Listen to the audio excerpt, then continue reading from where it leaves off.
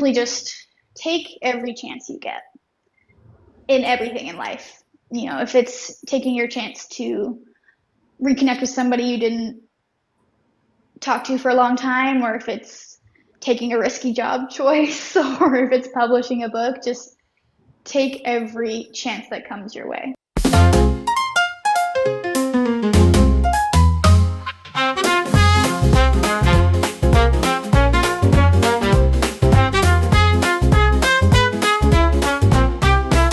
All right. Well, welcome to the Indie Shelf Podcast, a podcast where we interview exclusively indie authors, but only after I've read the book because it makes the interview more fun. How are you doing today? I'm good. Thanks for having me. I'm super excited. This is like my first ever podcast. So Yeah. we'll Nice. Nice. Yeah, so you were nominated. I don't know if you know that. That's the reason you landed here. Amazing. I did a little TikTok asking, well, what's the best book you've read, your best indie book that you've read all year, that can't be yours, so couldn't be a self-promoting thing, and someone recommended you. I have a very thorough process that I'm not going to get into, and you are part of the July selection. That is incredible. I don't think I knew that. So it's a huge honor. I mean, I don't know if we're going to get into it, but the book's only been out since May, so that is incredible. Yeah, absolutely. So it's only been out since May. Is this your debut novel? It is my debut, yeah. Nice.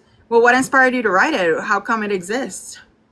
Well, it's been a long process, this particular one. I traveled to Scotland and England about 3 years ago, and I mean, like many people, I grew up obsessed with things like Narnia and such, so I always wanted to go. But then as soon as I was there, I realized there's such a wealth of history that I'm in North America, so we don't have quite the same depth of history.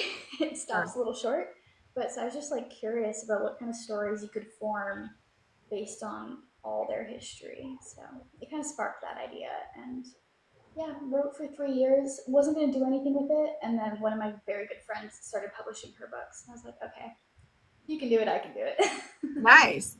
So you wrote it and then it just sat there. It sat there for, I want to say, a year and a half. Oh, wow. Yeah. You didn't touch it? Oh, sorry, go ahead. No, I didn't touch it, but as soon as I decided I was going to publish, it was 3 months from when I decided to when I did. Wow. And that's when it was sent to beta readers. I set up an Amazon. It all just happened very quickly. Wow. And so did you edit it yourself? Did you have an editor? I did find an editor. I did a lot of, probably 4 or 5 rounds of editing by myself before I even sent it to beta readers. And then they read it, I made some changes, and then I sent it to a paid editor. What were the major changes, if you don't mind me asking? Oh gosh, it's been such a long time, but I know in the first draft, I wrote it in first POV, then I went to third, and then back and forth. So it wasn't so much plot or character changes, but it was rewriting the entire thing, not liking it, going back to the original version. So it was a major change. It was just back and forth between those two. I think there were some plot changes, but it was mostly just adding more instead of taking away. Okay. Whoa, so Cozy with Aurora just said that you're one of their favorite authors. That's incredible. I love them. They're incredible. Maybe they're the ones that... Yeah. I was featured in their very first, and I always get this name wrong, so I'm so sorry, Cozy Indie Book Catalog. And they've got new features going all the time, but I was one of the first, and it was very exciting. So that's incredible. Followed along for the journey, for sure. So, are you a plotter or are you a pantser? Okay, well, I am a pantser for the first draft, and then after that, I basically plan down to the dialogue prompt. What? The following draft. Yeah. The original idea is all pantsing. The first draft, I maybe know my characters. I maybe know their relationships to each other, but the rest is all pantsing. Okay. And then once the first draft's done, I go back and take insane detailed notes and then rework it. So basically the first draft is you just telling the story to yourself. Exactly. exactly. Yeah, it is. I know people say the first draft is supposed to be rough, but mine is very, very rough. Yeah. It's Oh, um, we lost you there for sometimes one sec. I don't even know And what I was writing. So, oh, no, back. hold on. We're having a little bit of a whoops. Okay. There we Is go. that We're better? back. Sorry. So you were I saying that don't. the first No, draft. all good. Yeah, the first draft, sometimes I don't even know what I was thinking or what my ideas were. Like, lots of the time, it's not full chapters, it's just like a scene idea that cuts off in the middle, and then it skips to something that's like technically going to be 7 chapters later. It's like not even chronological. So Oh, it's interesting. it's a mess. So what did it start with? Did it start with the location or did it start with a character? This one actually, it started with a concept of how the story wanted to be told. So you've read it, you know it's dual POV, Yep. and the split is right in that pivotal moment in the middle. Yes, And ma'am. I knew that's what I wanted to do. I didn't know the characters. I didn't even really know the genre other than like sci-fi. I didn't know if it was or sci-fi fantasy. Like I didn't know if it was going to be super fantasy or more lower fantasy. But I knew I wanted that split directly in the middle. So then I kind of built the characters and the world off of that. Okay. Why did you want to do that? Um, I I don't have a very fun answer to that. Simply just that I hadn't seen it done. Okay. That's good. I'd seen lots of dual POV where those pivotal moments happen and it starts with one character and then in the middle you switch to another, but it's still flipping back and forth throughout the entire book. So that when you do get to those pivotal moments, you already know the characters and you already know their motivations. I wanted it to split where you didn't really know the other side of the story until it splits. Yeah. So No. And I think you I did that think very well. I think it worked, but it was definitely a battle in the second half to make people care about those characters. I don't think so. No?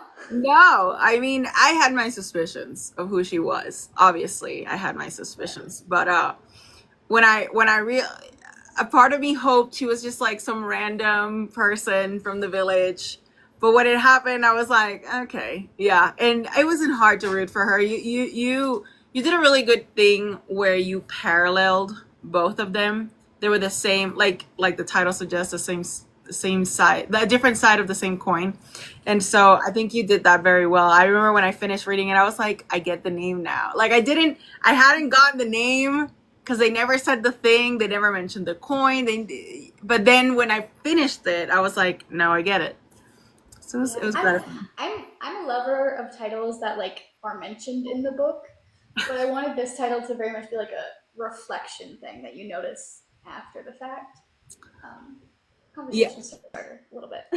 Yeah, no, it's definitely it's rare to see that a name is the theme of the book, right? Yeah. So I feel like oftentimes when I read books, I struggle to find the theme of the book. Not that I struggle it, it's just like it's hard to pin down because there's so much going on. But with your book, I think it's very straightforward. Your message and your theme. It's the title. It's the title, yeah, and I think I'm kind of similar. Like when I'm reading, I'm so distracted by like characters' growths and their goals that I forget there's supposed to be a theme. Yeah. So when it comes back to it, I'm like, oh, what was the theme of the book I just read? But with this one, it's definitely the forefront of a lot of the storytelling as well. So Yeah. And okay, so you mentioned that you went to a trip to Scotland and you kind yes. of got inspired by their history. What parts of this story is inspired by the history? So I would say it's in subtle ways, but a lot of the conflict and the way their society is set up was inspired like by medieval clan structures in Scotland. So similar to, I guess you could say, like Outlander, like that time period, but Gotcha. maybe a little bit earlier even in history, Yeah. because we hear a lot in history of the conflict between England and Scotland. Um, Not so much of the conflict within Scotland. So I kind of explored that with a little bit of fantasy thrown in there. Okay, that's cool. Um, what was the hardest scene to write? Oh, That is a tricky one. I think for me, the hardest scenes are not the angsty ones. I love writing sad, angst, gore. Like I'm fine with that. It's writing like the sweet family moments or like the little bit of banter with friends. I'm just like, Really? how does this work? That's so interesting. I didn't expect that. Yeah, it's my fellow author friends are always concerned when I say I have a good idea because they know the good idea is really heart wrenching and not like cute. So Yeah, so you torture you're the type that tortures her characters all the way through. yes, No, I'm not gonna deny that.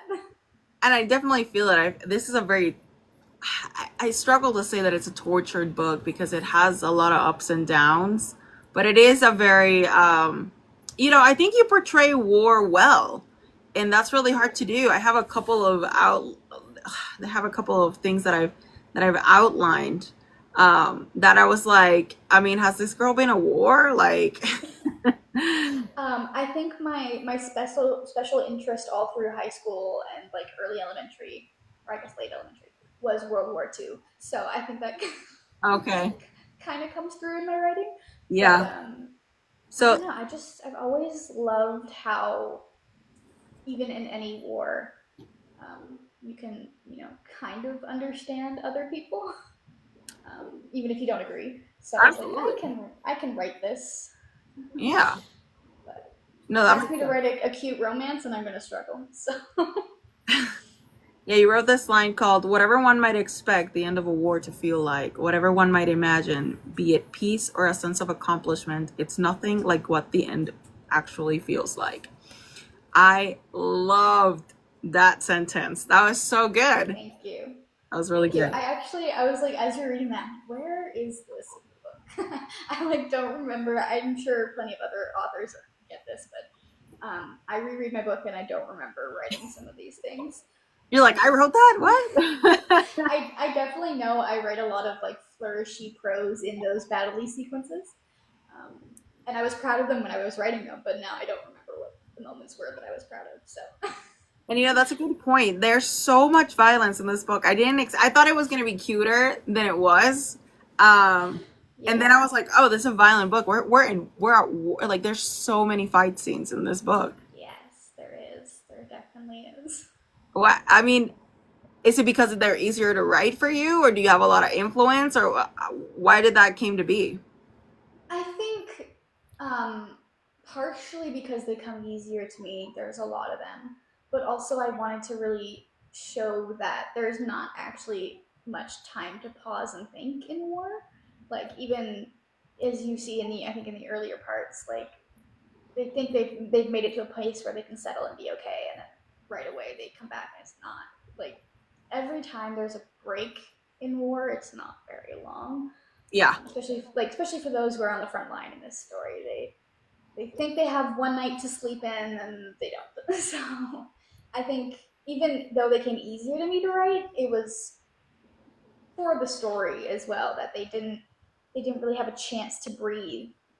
And I think it also makes the story feel like it goes on for longer than it does, just because it's it does. nonstop action. It is. Yeah, there's no respite. There's only one respite. There's no respite. There's only one respite when they go to that village and they spend that night together. Um, which I mean, let's break that down a little bit. Why do you think they were so smitten with each other? I, I hadn't initially intended it that way. I wanted it to be a slower build to that Hmm. connection. But as I was writing their first interaction, they just kind of had this tendency. I know people say like the authors are writing them, like the characters are writing themselves. I'm not doing it. As I was writing their dialogue, they just seemed to keep getting a little bit more flirty than I intended. Oh, And every time I went back to rewrite it, they just kept having that instant connection in every version of that first interaction. And so I kind of just went with it and I was like, you know what, it's okay if they can have, you see somebody out in the street and you're intrigued. Like that's not unnormal. yeah, you're So right. I was like, you know what, it's okay. They can have this kind of sense of raw and connection from the beginning, but still, fight it a little bit. Oh, they Even fought though it a lot. I would say they don't fight that there's a connection, but they fight to let themselves connect. Like Yes, they keep coming back to each other. They know there's something there, but they're avoiding actually like doing something about it. So it's not really a absolutely. slow burn, but it's like a slow, I don't know, decision making process. Yeah, no, absolutely. And I also think that, war speeds things up. Like, you don't know if you're going to be alive tomorrow, so I'm going to take my shots where I can, you know? Absolutely, and they definitely both see that on their own sides of this battle. That people they think they'd be hanging out with the next day, you know, aren't there the next morning. So Yeah. So this book has a lot of death, but it yes, also has a lot of, yeah, it has a lot of death. If you don't, I think like 1,000 people die in this book minimum. within the first like 3 or 4 chapters, I think they're already down like 200 people. So Yeah, yeah, it's brutal. Um, but I do. There's only 3 women in this entire book. Why did you decide to do that? um, it's funny. It's one of those things. Like since I was kind of pantsing it, I didn't initially plan that. Um, I knew for Lowen's character, for example, like her biological family wasn't around, so there wasn't going to be a mom in her side of family connection. Um, I knew I needed more than just the two main characters as the women in the story, but I also kind of wanted to show how lots of those spaces are dominated by men, Mhm. which is why like Estrid's her whole role in her family's army is contentious, and even though she's allowed to be in power, there's not the same respect. Yeah. So could the story have had more women in it? Yes. um, I don't think I would have added more though, because that takes away from the rarity of the two of them being in the positions they're in. I think Okay. if they'd spent more time in their mundane lives, we might have met more Sure. of the women in their lives. But since they're out on the battlefield this entire time, basically, there wasn't the time really to connect with those other women in the story. No, absolutely. I just think it's kind of a unique move because it's a sapphic story, which I want to Yes. know why you decided to make it so. But I also find it like a really interesting parallel between it being a sapphic story and then only having 3 women in the story. Not a criticism, Yeah, just a unique dynamic. it is for sure. And it almost like I said, it wasn't fully intentional initially, but once it kind of played out that way, I kept it that way. In terms of the romance being sapphic, I as soon as I kind of came up with the concept of what the conflict would be, I knew I didn't want to write a straight couple. I'm not a straight woman, so it's not what I Yeah. draw from. Um, and I thought it added an element of not only are they already women in a war, in a situation where it's not common, but now they're also queer women in a situation where you can see some of the characters don't get that. They don't fully respect that decision in quotation marks. Um, we see Estrid's brothers kind of having a weird reaction to it, um, but it's quickly moved on from because their romance isn't really the focus of what anybody's worrying Thinking about. about, yeah. Yeah. So I think it just kind of it came about as soon as I kind of created the characters and their family and their friends. I was like, okay, this is she's not going to fall for the guy on the other side. They Yeah. just kind of fit together. So Yeah, no, that makes sense. I mean, I think you did well to mention the pressures around them. And it seems, correct me if I'm wrong, maybe I misunderstood, but it seemed like both of them have been with men in their lives for different circumstances, but their yes, preference is women, and no one's okay with that, so they keep like kind of like that open channel of like, well, maybe like Esther, she's like, well, maybe I'll marry a man, you know. She yeah, considered it at one point as well. exactly. And it's explored, I think, a little bit more in Estrid's side. where she talks about like, oh, I've danced with girls at balls, but I've Yeah. kissed guys in the stairwell, or like things like that. Yeah. Because I want to show that it's partially of sexuality is so fluid. I know mine is. So like I want to show that with Estrid, and then with Lowen, it just happened where like for her situation, it was safer to not always be visibly with women. Yeah, absolutely. Um, but And again, like it's not the main discussion, so it's like little tidbits where you learn that about the characters. It's not a big discussion. absolutely, it is not the focus of the book in any capacity. It's kind of I would say it's like a side story to the whole, but it makes the book even more fun. And it also makes the last battle much more devastating than just like the culmination of a war. Like it gives it that emotional gravitas that I don't know, you wouldn't have foreseen when you started reading the book. Yeah, I mean, like I said, I love writing those battle sequences. There's certain characters that as soon as I created them, I knew they weren't gonna last all the way through. There was some that it happened unplanned and unexpectedly. Um, Ah, but I would say, yeah, two of the major ones were definitely planned, and then there's another two that was just like, oh, this works. yeah, I know what you're talking about. I was devastated for all four I of know. them. I know. I'm like, I'm trying to say this in a way that you'll understand, but without giving a spoiler. But maybe when people read it back or go and read it after this, they'll know which ones I'm talking. Absolutely. I know that this after I don't know what chapter because I read in Kindle, so I know percentage. I know that after 45%, my hand was in my mouth for like 80% of the time. Like I was like, there was a moment where I like double gasped back to back, and my husband walked past me. He's like, "What are you reading?" And I'm like, "Shh."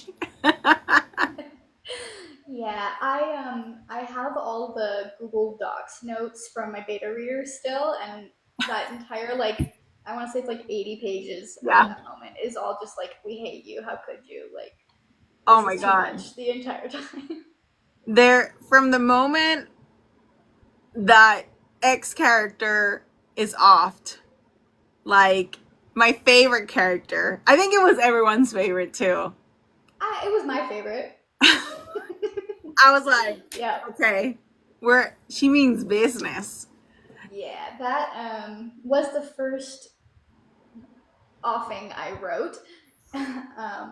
First one I planned for, and Whew. it teared me up reading it back. And there was a couple iterations of that particular scene, especially where the switch is. There was a couple versions of that, and it was a balance finding the right spot to swap without doubling the pain too much. Because it's hard enough to see somebody in pain once, but to do it twice is brutal. That's insane. Yeah, no, I that when you did that, I knew that this was gonna be because up to that point, I knew it was a war story, but I didn't know how far you were gonna take it. Right? I didn't know Yeah. how serious you were about this war theme, and then you did that, and I was like, oh, okay, she means business. Like she's gonna break hearts over here. And I have to say, girl, the ending. I'm not over that ending. Like you did us dirty with that ending, I wish I could say I'm sorry. but you're not. Not really. I was as I was writing that ending, I was fighting the voices in my head saying make it better. When I just wanted to keep making it worse. So Well, you're bad. You're evil. You're an evil author. a little bit. I think you're the most evil author I've ever had on the show. Oh, well, you know what? I'll take it. People will know what they're in for now. So Absolutely. You're evil and mean and but like in the best way possible. But you know, yes. if you say you're gonna do a war story, you really mean it. So I respect that because again, there was a moment in your book where I didn't know where it was going. I had no idea what was like because we had gone battle to battle, battle to battle, battle to battle. And I'm like, where are we going from here? But then how you maneuvered after that, I realized what you were doing, and I was very impressed. It was really good. Thank you. That was a hard balance for me because it is so battle focused. Yeah. And it was, people preach about the like scenes with multiple purposes, and I really had to do that with those battle scenes because not only is there so many of them, it could become repetitive, but Mhm. also there wasn't much time between them to build plot, so it had to happen in the tension. So Yeah, no, I mean, you definitely exacerbated the constancy of it, right? And at one point I remember thinking, does this girl even know what she's doing? Because there was like so much to and fro from like they had the upper hand, this guy's had the upper hand, that they seem to be pretty evenly matched. Um, yeah, did one side have more strategy and the other one had more numbers, or were they literally equally matched? it's something I had a hard time with because I didn't really plan much history in the first rounds of the draft process, as we've talked about. So when I initially wrote it, Estrid's side is intended to have more number, but a point of her character is that she likes strategy. So I was like, how do I show that, but also show her fail? So it was tricky because her side had initially more numbers, but they lost more quicker. Um, Mhm. and then where she thought she would have the upper hand because it's closer to her homeland, the other Mhm. side actually knew the area better, so they ended up kind of having that upper hand. So it's like it was a balance between like they started off vastly outnumbered with Estrid's side having more, and then just the casualties on her side kind of rose quicker, so they became pretty quickly evenly matched. That makes sense. That makes sense. Well, what was your favorite scene to write? Oh, um, can I say that the I guess chapter 14, chapter 15, that middle scene, That middle right scene? where the switch is. Okay. Yeah. No, that was a good one. I'm not surprised that you said that because I think those two chapters were really powerful. Thank I you. actually highlighted two things from there. Um, when I thought it was so cool that we're like in this ardor looking for this person. It's a major spoiler, so I don't want to say his I name. know. Tread carefully. It's hard to avoid. Yeah. So we're like desperately searching, and then we don't get to experience the aftermath through the person that is the most hurt. I thought that was brilliant because we've been in her head, inside her feels the whole time. And then when the moment that is most critical, the moment where her feelings are going to burst out, you switch the POV. I thought that was really clever. Yeah, I had some reservations doing that initially because, like I've said, I planned to do that, but the exact moment was the hard spot because I didn't want it to feel completely unfulfilling. Sure. For readers to never really see the reaction in that character's mind, but I think you see it in action later on. So that spot had a lot of changes because it was originally like a little bit further into the discovery that it Okay. was switching, but it wasn't working, and I think that's exactly why is because if you had gone just a little bit further in the timing for that switch, it would have made it less impactful to then see the other person's reaction. No, I think you left it at the perfect moment because, like I said, again, we've been spending so much time in this girl's head. We've seen so many horrifying things through her. And then in the moment where it's like the peak of emotional pain and dissonance, you just switch it up. And then you never give it back. I don't think that's so much of a Yeah, spoiler, but you never give it back. We always then it comes back. we spend so much time learning about her warmth and the way she feels and see the world, and when she turns the most cold, you just leave us this image of her as this cold commander forever. That's the last we Forever. forever we because there's no second book, right? This is it. This is it. Cruel. Yeah. We have a cruel author tonight. The Yes. cruelest author in my show is this lady right here. This little 5 foot girl over here is the evilest one. No, Cruel, yeah, cruel. that's why too, like that switch of POV not happening every chapter, I think Mhm. adds to that because, like I was saying, a lot of time when you read dual POV, you spend maybe a lot of time following a big event in the other person's head, but you always come back to it. And this one, you don't get to. So for those of you that are new, we're not reviewing. We are chatting with the author, Sofia Morrison, writer of Two Sides of One Tarnished Coin, a now I know Scottish inspired fantasy war story with a sapphic romance and a lot of pain. Trust me, this book is pain. Thank you There's so much your for the answer. there's your Um, warning, guys. it is, and she's cruel. She's cruel. She's not gonna coddle you. You will suffer. It's okay. We all suffer together. Yeah, no, but it's a good book. And it's a good romance too. So what trope did you enjoy writing the most? Because there's a couple of tropes in there. Yeah, I think my biggest one, and I think it's probably a lot of people's, is not necessarily like the romance tropes, but it's like the found family of it all. I I love writing friendships and that kind of connection. So even though like I write a lot of sad and angst, it's the found family that I like writing the most. And even there, it's like the found family is the most, but I also love writing Esther's family with the more complicated family dynamics. So it's kind of both sides. I guess you can't say family as a trope, but like No, but and that's what I really liked about your book is that again, you never said the words in your title, but they're once you go through the entire book, the title feels so fitting in so many different levels that it almost like makes you reconsider everything you just read through that lens. It's like the book tells you what it's about, but you won't know what it's about until you read it. You know what I mean? yes, absolutely. And that's I think you touched on a little bit earlier, which is how like each side of the story, each character has a mirror in the other side. Yeah. So you can see it in their dynamics that that's why I went 3 and 3 too. So it's like Yeah. same number. You can kind of match up who's meant to be similar to who.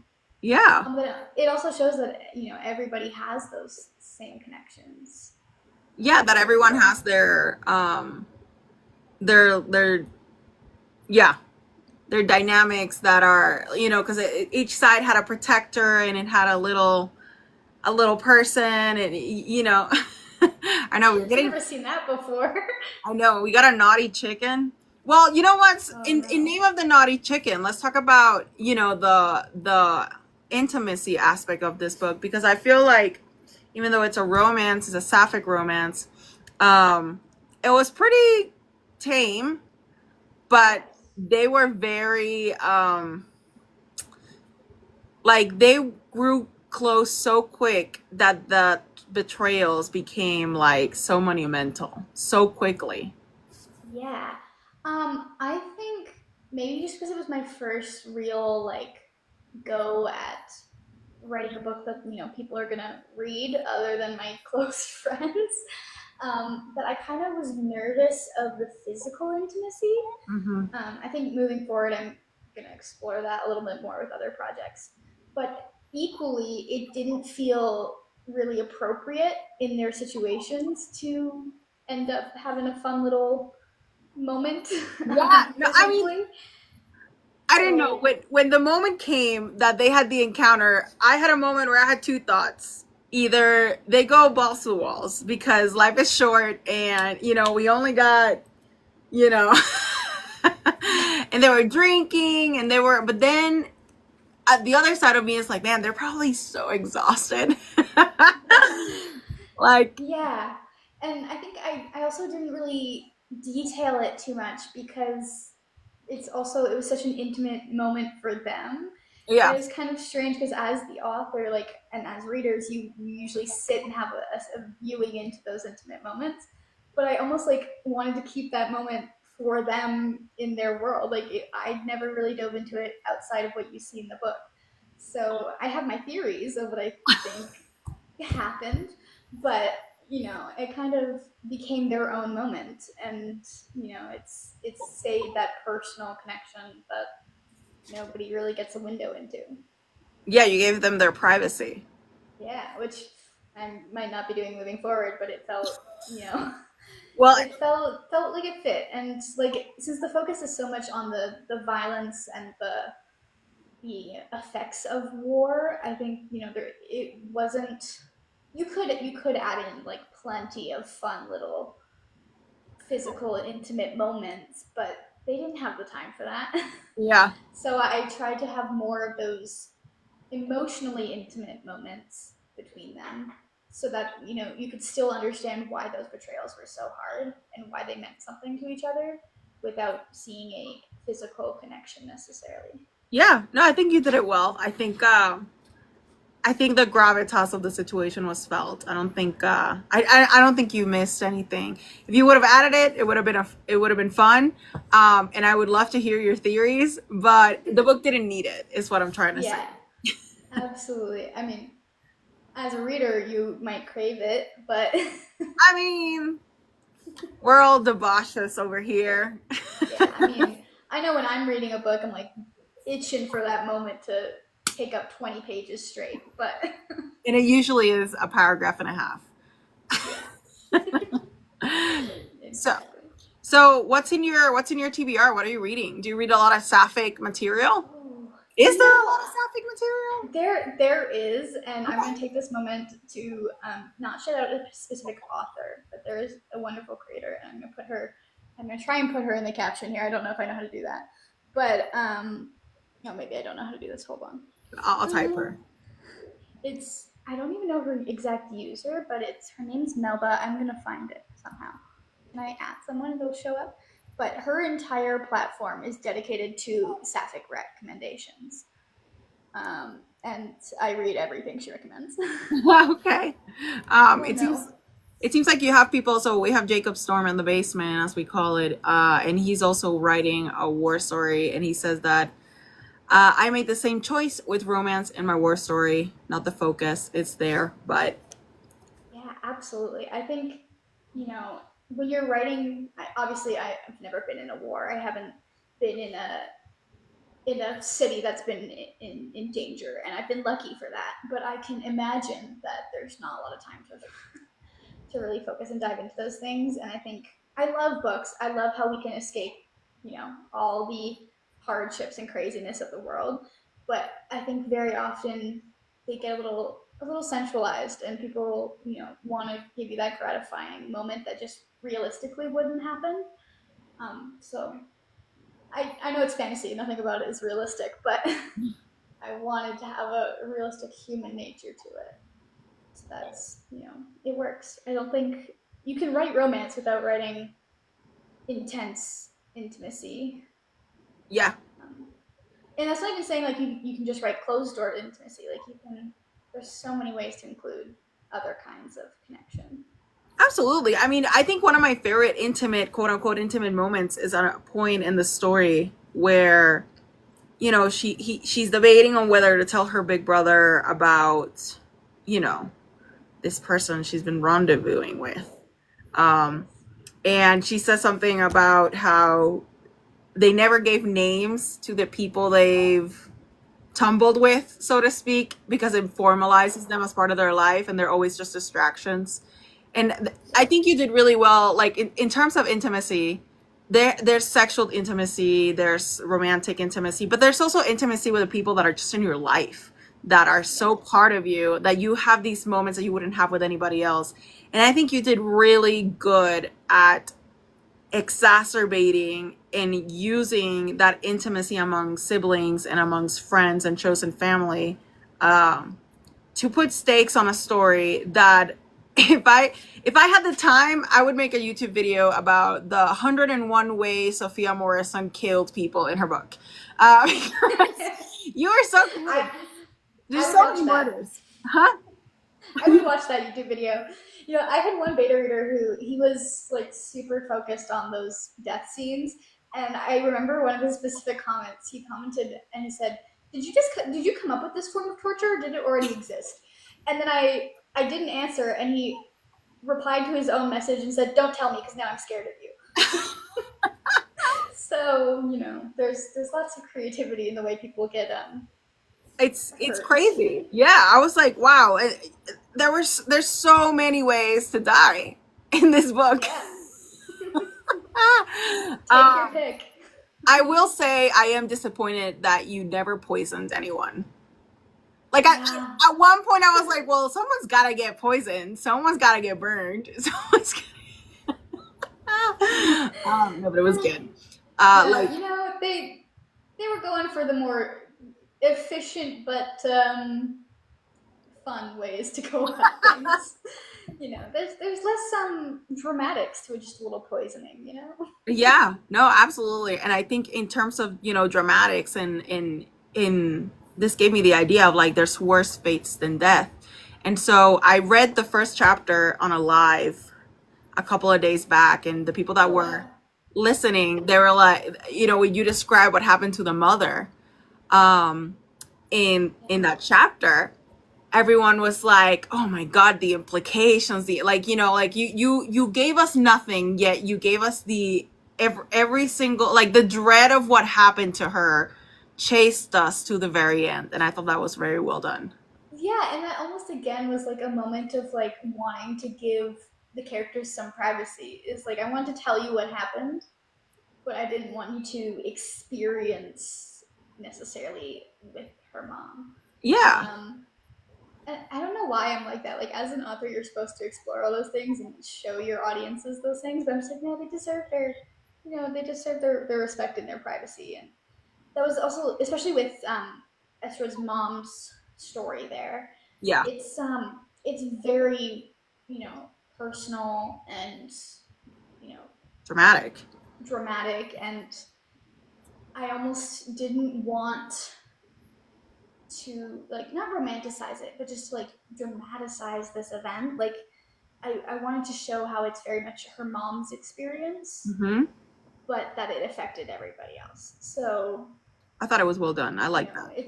it's one of those. It was this hard moment where I'm like, how much do I tell you so that you fully understand? Because without spoiling, it's a big reason for why things are happening. Yeah, So, like, I want to tell you enough that you were motivated and agreed with why the characters were doing things, but I didn't want to tell you every horrific detail yeah, of that particular moment. So, definitely the implication was way stronger than, because who knows what actually happened, but the implications are so vast that I think it worked. I was livid by the implication.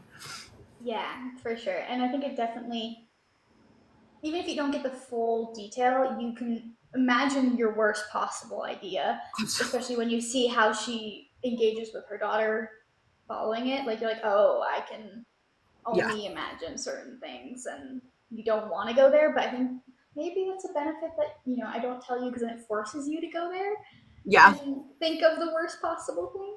yeah. Um, So we have a question from the basement. Jacob Storm, yes. what's your favorite character to write in your book? Oh, um, that is tricky. I think my favorite character and my favorite character to write are very different things. Um, my favorite character is Thorian, Estrid's younger brother. But my favorite character to write was probably Oleander. Oh, I'm so glad you said that. Yes, I agree. Like I mean, he's not. I love all my characters endlessly, but he was a character that um, I didn't really see myself falling for. But as I was writing him, I was like, oh, this Yeah, poor child. Like I feel for him, and I started to like see him more the more I wrote him. Whereas Thorian, like I just loved from the beginning. yeah. So he was No, my favorite to write because he just built himself as I was writing. yeah, those two are also my favorite. What can I say? For different reasons. And yeah, Oleander is at the end. He's great. He's definitely the comic relief there. Yeah. He's just. I feel like he is the representative of the reader at that point in the novel. Like, I don't know. I saw myself in him as a spectator a lot. So that Yeah, was he he says a lot of the things you think would be logical. Like you think, okay, they're gonna know this is what the situation is, and he just tells them that. And like, no, that's not what's happening. Like he's the comic relief, but it's almost like he's being so logical and everybody else isn't. Yeah.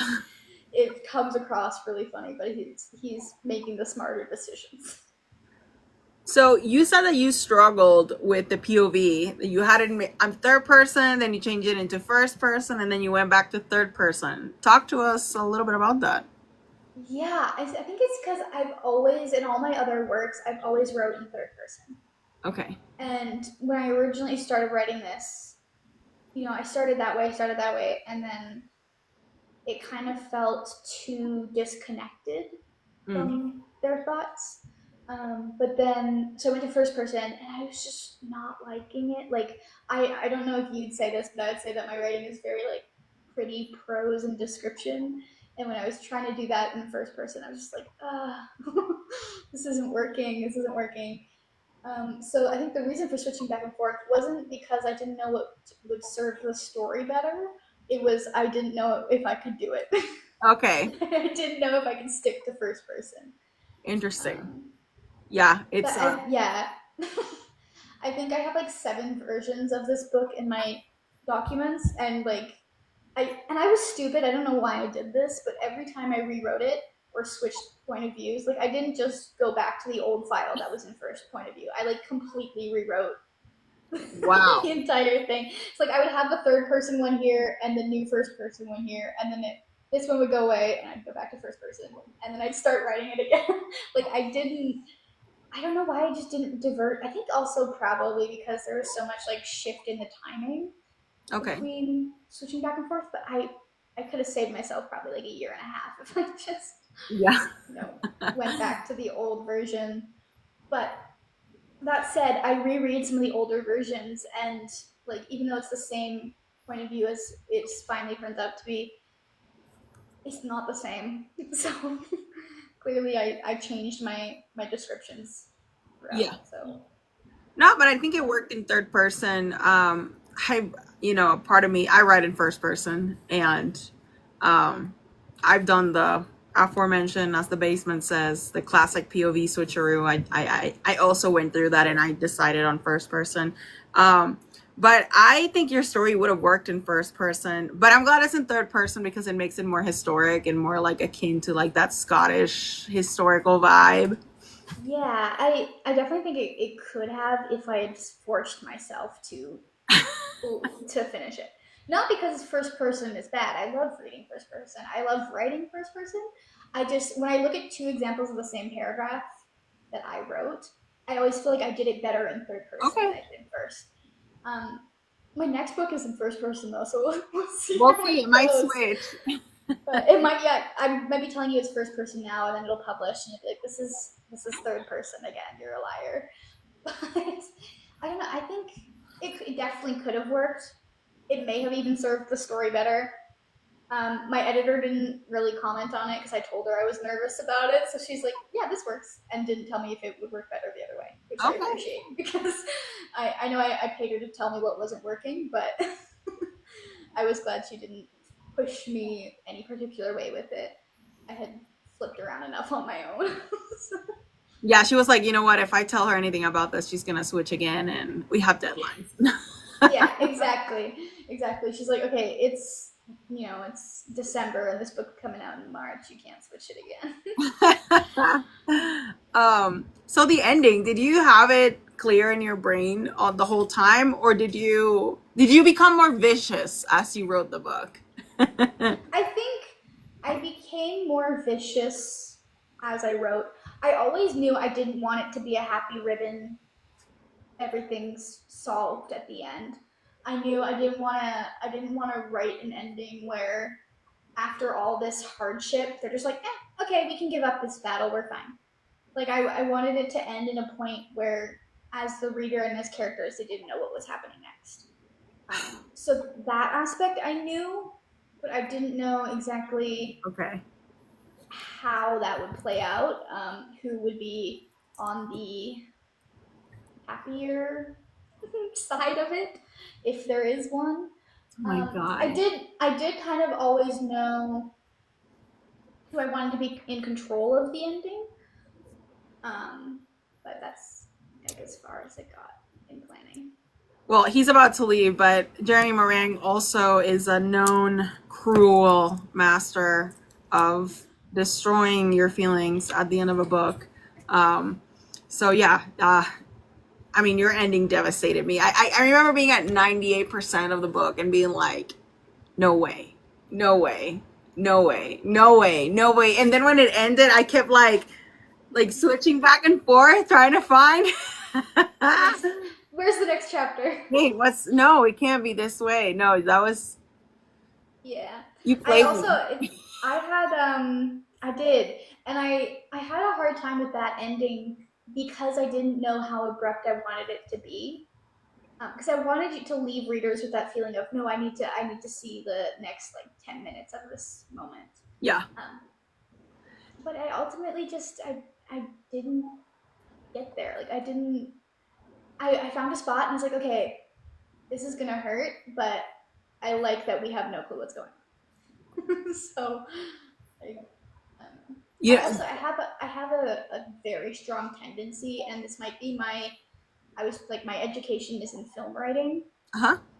so I have a very strong tendency to come into moments once it's already happening and leave before they're over because that's how TV works. Yeah. Like you don't see all the slow build like you would in a book. You come in right when the action's happening and you move on to the next scene before it's fully resolved because you got to keep that pacing going.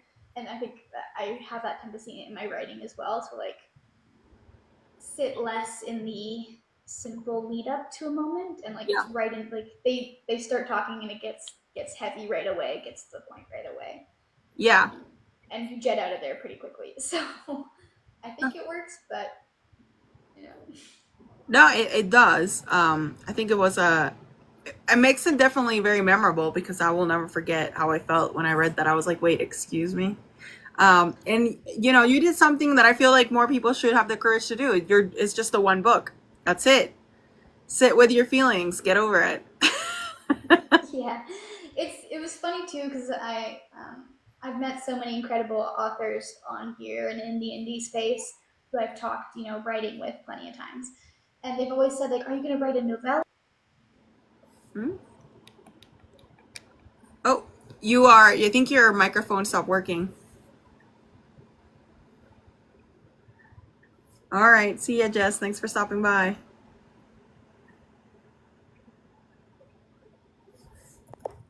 We're having some technical adjustments.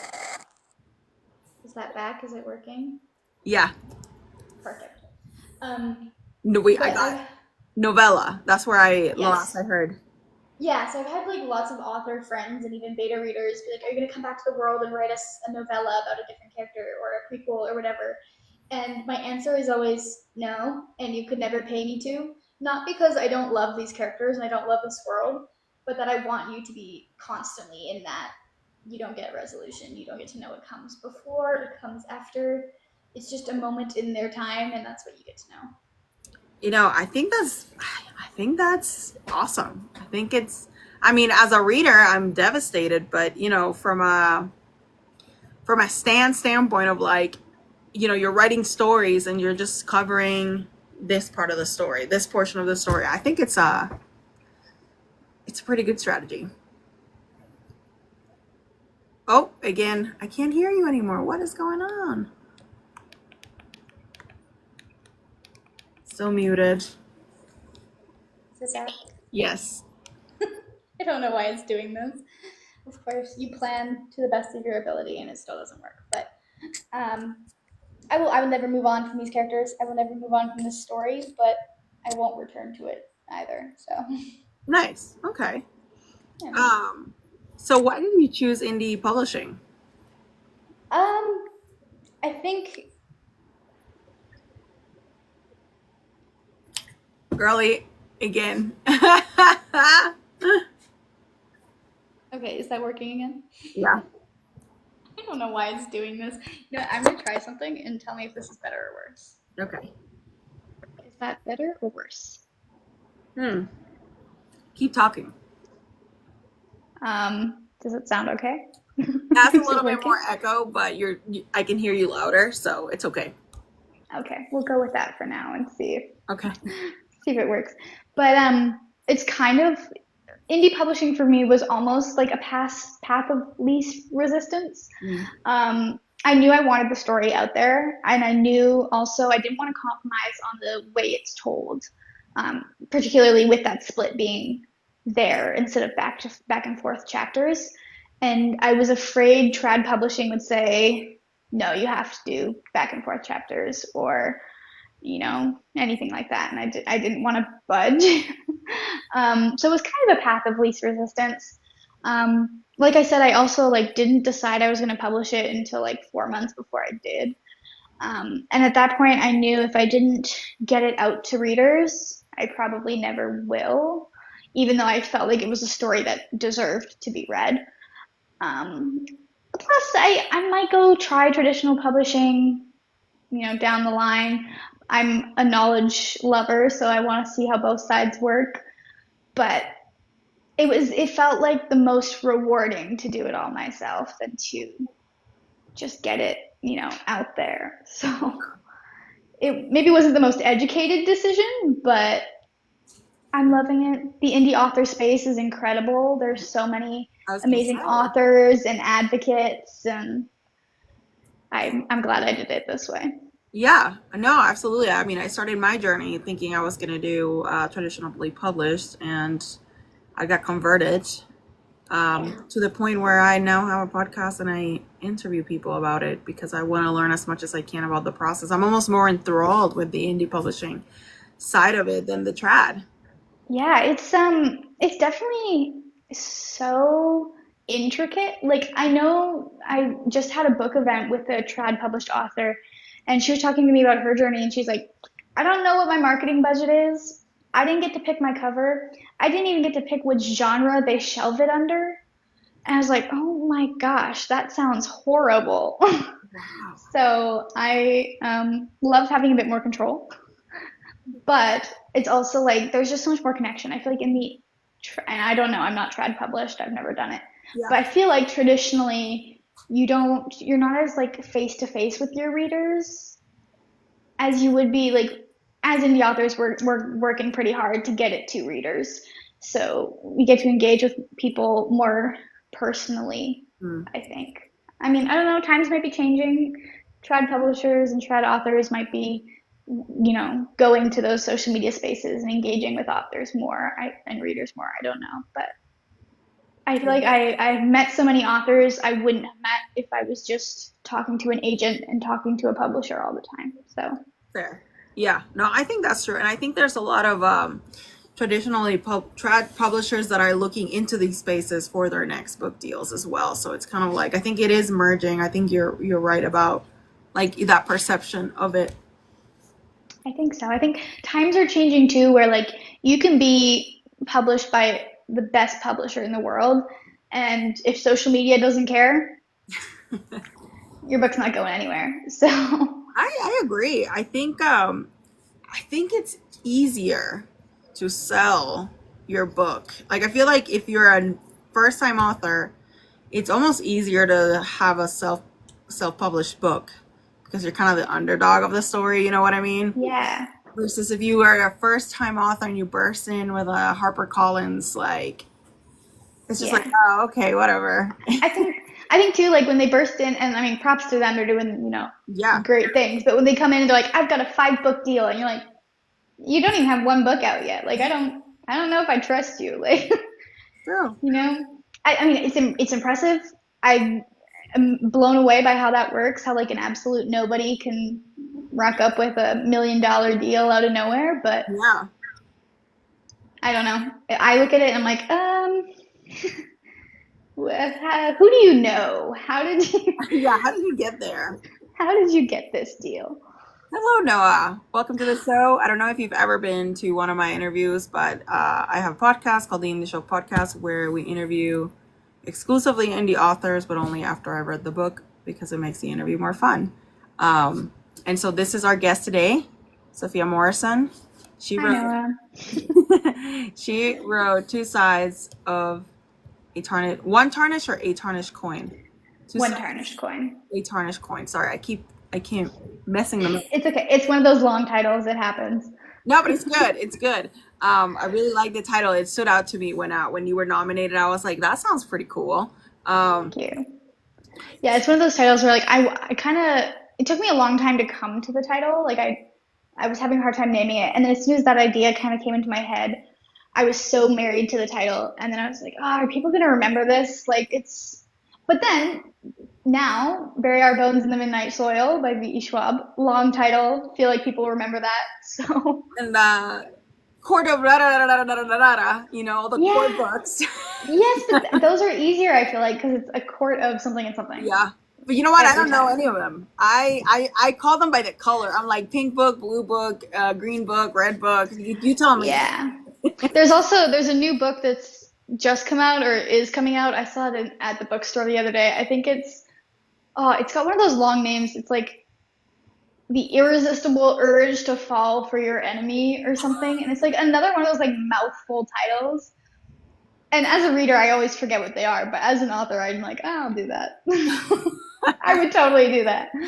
Yeah, no, those are fun. I mean, I can definitely see how I can see the pros and cons, but you're right. As a reader, I'm like, I don't know. But as an author, I'd be like, yes, absolutely. Yes. Well, I mean, also like I love one word titles too, but I love having a title that like really is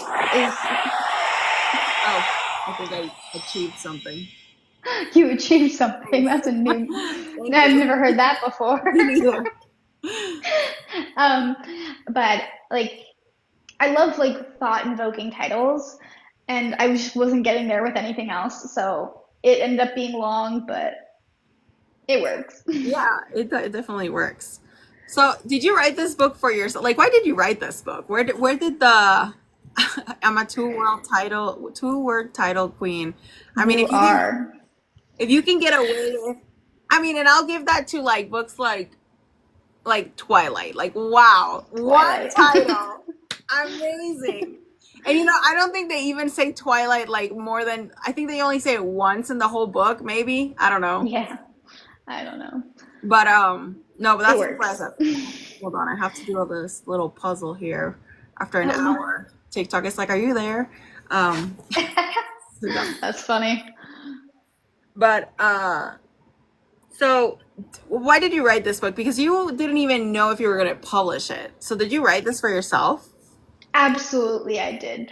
I have probably, I like to call my Google Docs my book graveyard because I have so many like completed drafts of different Wow. stories just um, in my Google Docs. I think it's because I also started, and I don't shy away from this. I started my writing as a fan fiction author, so I've always, for as long as I can remember, I've been writing something about somebody. So Love it. it I never, my training and my education is in film. So I always thought, oh, if I'm going to write something, it's going to be for a movie or a TV show. So I was always just writing books for me. Yeah. Um, but then, yeah, some lovely friends sparked some ideas in my mind to publish a book. And now that I have, I don't think I'll ever go back. And maybe some of those graveyard drafts will see Ooh. the light. Who knows? I mean, they date back like a good 15 years, so some of them probably aren't that good. Yeah. But, you know. Okay, so two follow-up questions. One, what kind of fan fiction did you write? I knew I was opening myself up to this 100%. It started initially as many, 14-year-old girls would with things like One Direction and 5 Seconds of Summer. Um, Whoa. but it very quickly morphed into, I wrote a lot of Maze Runner fan fiction. That's new. I know, you know what, Thomas Brody Sangster, he plays Newt and he, hook, line, and sinker every time. But started there, and then I wrote a lot of like, Hunger Games fanfiction, like things that are a lot in like the fantasy dystopian area. Hmm. None that I ever published really. I had one that I published, which was Draco and Hermione one shot. I published it, a couple people read it, and then I deleted it. Um, but I'm glad I did because now I would not want to be caught supporting Oh, right. the demon over there. But I think creativity is from everywhere. So I'm not Yeah. ashamed to say I wrote those things or started as a fan fiction author. I think sometimes it comes through in my angst a little bit, and you're like, oh, this feels like a fan fiction, um, but that's not a bad thing. I don't think so. I don't think so. No, and I think a lot of, I feel like fan fiction is very much a product of our generation, Absolutely. So like I think most writers that are born between like 88 and 2005 started their journey as fan fiction writers because Absolutely. that was the vibe. And there is some incredible, fan fiction that is now published books. I Absolutely. just saw The Love Hypothesis is getting an adaptation. I'm pretty sure that's a Star Wars fan fiction of some kind, an Adam Driver fan fiction. I don't know. But I know it's a fan fiction of somewhere. So, Yeah. fan fiction authors go on to be perfectly sane people. I mean, who was it that told me that 50 Shades of Grey was a fan fiction of Twilight and then she changed the names and like Yeah. did all the things. Did all the things. Yeah. There's a lot of them out there that people, don't notice. Yeah. That's a big one, though, I think. That's a big one. And that's the quintessential one for sure. Yeah, absolutely. So it is a one shot. So there's not gonna be any sequels, but what are you working on next? What's in your scope? Yeah. Currently, I'm working on a couple different things. None with a specific timeline to tell anybody, unfortunately. But one is another, they're both series. Okay.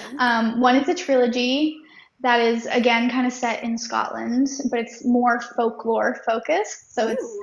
heavier fantasy, um, which I'm kind of mostly focusing my writing on that one right now.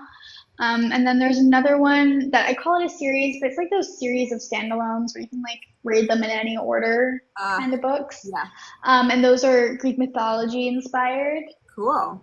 But I'm debating trying to try to publish one of those just to see how it goes. But they're not coming out in any, particular order or period of time. Yeah. But, it took me a long time to write this book. My other ones were moving a lot faster. However, I don't think I will be one of those authors who puts out, a book a year or a book every like 4 months. Yeah. Hats off to those who can do it, but Yeah. I'm bad at self-imposed deadlines, and I am bad at moving quickly. I'm a very unreliable writer. I, I will write like 5 chapters in a weekend, or I will write 2 pages over the span of a month. Yeah. So I can't, predict when things are going to be ready. That's fair. That's fair. Well, how are you liking this post-publishing glow? Like, how do you feel? It's been what, 3 months? Yeah, coming up on 3 months, which is crazy. I'm feeling good about it. It's a little weird because I published it and then I was like, now what? What Yeah. do I do? What do I do now? Part of me was like, oh, I'm done. My job with Two Sides of One Tarnished Coin is done. Absolutely not. I have to find readers. I need to make, promote it, and that's been tricky. Yeah. I don't love being the face of videos, so like making promotional content, I'm like, this is not my thing. Um, but I don't know if Noah is still here, but I've met some incredible indie advocate folks, and they are one of them. And I took part in my first Stuff Your Kindle the other day, and that was incredible. I'm trying very hard not to stalk the Amazon sales and refresh it all the time. I'm a numbers person, so I do check it fairly frequently, but it's No one blames you. not. No one blames you. Yeah, it's hard not to. I try really hard not to think about the numbers. Like, yes, it would be great to, sell 200 copies, 300 copies, whatever. But I'm more excited watching the page reads, Yeah. and seeing how many people are actually like reading the book. Um, that's the fun part. I've seen a lot of like I try to guess where people are. I know it adds up like page reads from worldwide in the day, Yes. but I'm like, oh, it says they're like a page 100. Where would that be? Um, even though yeah, it's not accurate because it adds up like whoever is currently reading it. But I think it's been really rewarding. I think the most rewarding part has been communicating with other authors and advocates like you and other people. So it's been slow in the terms of getting it to readers, but I think I finally found that groove now where I know great people who just are so passionate about indie authors in general, and they work magic, like they really do. And I think as self-publishing, like it comes down to forming that community, and I think knock on wood, cross your fingers, I'm getting there, and I'm finding those amazing people. So You're finding your tribe. You're kind of your finding my reader. tribe. I just gotta hope that I don't break people's hearts too much that they won't come back for whatever comes next. But No, I think we'll forgive you. That's okay. We'll forgive you. We'll forgive you. well, I hope so. Um, so do you read indie authors often or do you read traditional? What are you reading right now?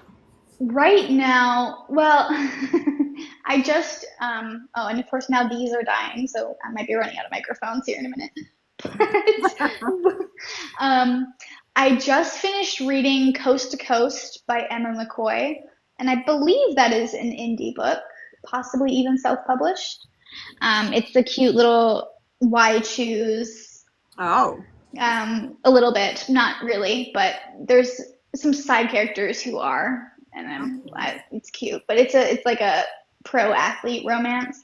Um, I have been in a bit of a why choose romance Oh, vibe at the moment. I think it happens when summer rolls around. I'm like, give me all the lovers. Like, I'll keep reading this. But yeah, I don't know. I'm so strange. Like, I think I've talked about this in a video before, but I'm a mood reader, not in the sense of like I read based on like the season's mood. I just like randomly like I'm really feeling like reading a one night stand romance. I'm gonna go find that. Like okay. I have a TBR that almost barely ever gets touched because I just find something else I'm like in the mood for. Sure. I'm not a horror reader, but I just read a horror book by a lovely indie author, Zach. I don't know how to say his last name, so um, I'm not even gonna try. But it's I try to read more indie for sure, Mhm. um, especially because I'm a believer in any book I read, I will leave a review for. So indie authors need it a lot. So I've been trying to stay in the indie lane, but I can't predict. I read so randomly. No, that's cool. So how do you, speaking about reviews, since you brought it up, Yes. how do you feel about reviews? Do you have any particular highlight, any particular horror story? I wouldn't say I have a horror story. I think right now it's at that period where people are just getting their hands on the book. So I really don't have very many published reviews. Hmm. I've had a lot of reviews like sent to me by readers who know me or who follow me and they'll DM me.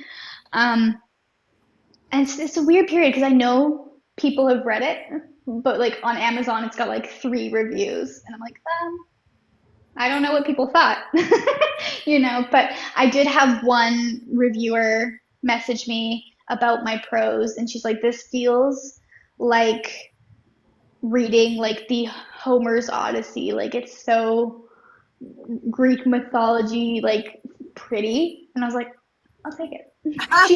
She hadn't gotten to the like she then followed up and was like, wait, I just finished it. ouch. So I've definitely gotten some more playful feedback in reviews, but I haven't had any horror stories yet. Other than like I have one review on Amazon that's like at 1 star, but they didn't say anything, and I'm just like, what? Oh, Why did you do that? that's not because not because I'm judging you, but because I want to know why you put it there. Like readers can have any reaction they want, you know, yeah, and they're entitled to their thoughts and their opinions. But I'm always like, if you're gonna leave a bad review, at least tell me why. absolutely. Like I will Absolutely. spiral if you don't tell me. So, Absolutely. but yeah, no horror stories, nothing. You know, it's been. I've always been like a true believer in leaving a review for anything I read. But I now that I'm an author, I noticed how important those reviews are. Yeah. So I'm waiting for them to start kind of coming in. Okay. But like I said, I just did that big stuff your Kindle day, so I'm hoping some people who grabbed it then will leave some reviews. But Absolutely. it's been good. Yeah, I always leave a review, but I never do it before the interview because I don't want you to see where I'm coming from. That's very fair. You want to keep me on my toes. You don't want me Yeah, prepared. no, because I did it a couple of times for the first interviews, and I was like, no, because then they know what I'm thinking, and the answers are pre curated, and Yeah, that's smart for sure. we can't agree too much. Exactly. So what has been your highlight of this entire experience? Oh wow. I think, I mean, it may be like super cheesy or stereotypical, but it's 100% like people and opportunities like this. Like, even if the like monetary numbers aren't impressive, the community support here and in person is, you know, insane. I have a bookstore in my hometown that put my book on the shelf, and it was their number 1 seller for the month of May. And you know, they're a small little bookstore, but like the fact that the That's local awesome. community was so into it, and then I've had, you know, people on here like you who've reached out and want to share my little story, and that is insane. Like to know that other people care about it, Yeah, nothing feels better than that, that's exciting. That's exciting. for sure. So what is, if you had one message that you wish, that you hoped readers take away from your book, what would it be? See, it's a hard one because I've answered this before, but it kind of is almost like an uncomfortable answer in the sense that because of how how kind of raw the world is and fraught with conflict and all kinds of hardships, I feel a little uncomfortable saying this, but the big takeaway from the book is, as is the title, you know, everyone has similarities to people they don't get along with. Your enemy has a reason for doing the things they're doing, even if they're morally not correct or you disagree or it's causing more harm than good. Everybody has a reason or a person or a goal that they're trying to do things for. Um, and that's a hard, like like I said, it's kind of uncomfortable answer because like I'm not saying like, oh yeah, the people worst people in history reevaluate, you know, like Sure, it's not. sure. It is a slippery um slope, but I get it what you're saying. is, yeah. And so it's kind of like I'm not, you know, condoning anybody, absolutely not. There's definitely a line in the sand, and people are doing wrong things all over the world, but you know, it's human nature to have reasons and people and connections that drive the decisions you're making. So it's not, the takeaway is not to be nice to bad people, but it's to, and it's not even to like, oh, I can appreciate you have a loved one. Like it's not even that. It's just to like know that, you know, there's this complexity to humanity. I think it's yeah, like I said, it's a bit of a long answer because I don't want to, you know, be unclear in it. Like No, that's it's fine. The floor is um yours. but yeah, so that's what kind of it is like the title leans to, you know. Yeah, there's two There's sides to it. everyone's there's Yeah. two sides to everything. Yeah. Some people say there's three sides, their story, your story, and the truth. But Oh, I like that. it's just kind of that, I would say, is, and that's why that there's so much focus not on romance and on whatever in this book, is it's the focus on the humanity within the horrible. Yeah.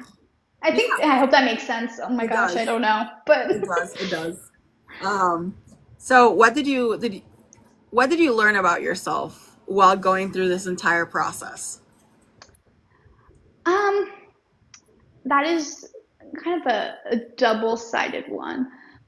As a creative, I learned that I absolutely need to be a little bit more planned, a little bit More more discipline? disciplined, a little bit more structured. Um, but as a person, when I started writing this book, I was newly accepting and exploring my sexuality. Uh-huh. And so that was, 3.5 years ago now. And through writing these two women who don't shy away from being queer, Yeah. even in a situation where it's not the time to express any of that, they do. And I think through writing both Lowen and Estrid, I was kind of expressing, my own self-imposed worries and doubts, and working through my own, where do I fall on this incredibly complicated and nuanced, I don't even want to say scale, or Spectrum. which spectrum, or which box I fall in, but it's just like what feels right for me. A lot of that was coming out for me as I was exploring these characters. So that was the big, learning curve for me as just a person. But definitely more structure is needed in my life, clearly. Okay. But yeah, through writing them and through writing their experiences, I kind of almost like outed myself in a way. Okay. Because I probably, 3 years ago, it didn't take me too long to realize I was not straight, but it took me a long time to tell people that, not because the people in my life wouldn't be supportive, but because I didn't want to say, oh, I'm lesbian, and then, not end up dating men or whatever. Like, I didn't want to say something and then change, which, that's humanity, that's sexuality, that's how it works. But then by writing this book, I very much I just started promoting it as, I'm a queer woman and I'm writing a queer romance, and it just kind of forced me not to hide that part of my person, which was not ever intentional hiding it or anything. I never felt unsafe to share that, but it's just it gives, not that it justifies or gives validity to me writing queer characters, but it was oh, well, if I'm going to openly promote these incredible queer characters, why am I not openly, proudly saying I am a queer person? So it just kind of happened, and Nice. it was kind of funny because I was talking to my mom about the book, and she was super supportive woman. Lots of my childhood friends are queer, and she catches on to new pronouns and new names like it's nobody's business. But I was telling her about these characters, and she goes, "So where do you fall on this whole queer thing?" And I panicked and went, no, I'm not." And then 2 weeks later, she's like, "Sophia," and I was like, "Oh yeah." So Yeah, it wasn't your even. mom. It was so Out funny of because you. yeah, she's so out of me. But it's not even I was afraid to tell my mom. I was just you You had asked to me come for to it. terms with yourself. Asked me for an answer, and I was like, I don't actually know the answer. But yeah, it was funny. So Is that going to be a signature for you? Are you going to explore sapphic romances in your stories from here on out? Is that something we can expect from you? I think you can expect to see all forms of queer romances and queer identities. I think you can expect to see way more queerness than straightness in my works, moving forward. But I for can't say for sure. Like it's there'll be everybody. It's my books are Everyone's invited.